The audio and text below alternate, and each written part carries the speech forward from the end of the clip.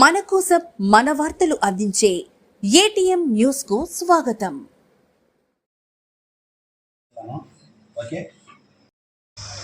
Atmakur division పరిధిలోని 10 మండలాలకు సంబంధించినటువంటి రైతులకి ట్రాన్స్ఫార్మర్ రిపేరు చేసేదానికి నెల్లూరుపాళ్యంలో ఒక కేంద్రాన్ని ఏర్పాటు చేస్తున్నారు.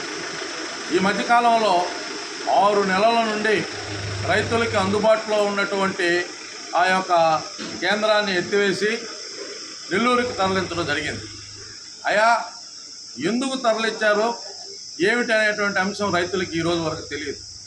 అందుకనే ఈరోజు డి గారిని కలిసాం.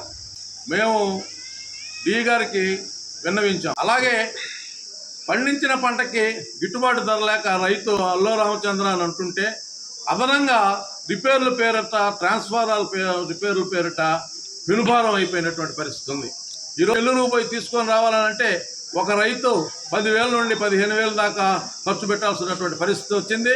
అంటే సీతారాంపురం వరికుంటపాడు తర్వాత దుత్తలూరు ఆ ప్రాంతం నుంచి అయితే 25,000 దాకా ఖర్చు పెట్టాల్సినటువంటి పరిస్థితి రైతు మీద ఉంది.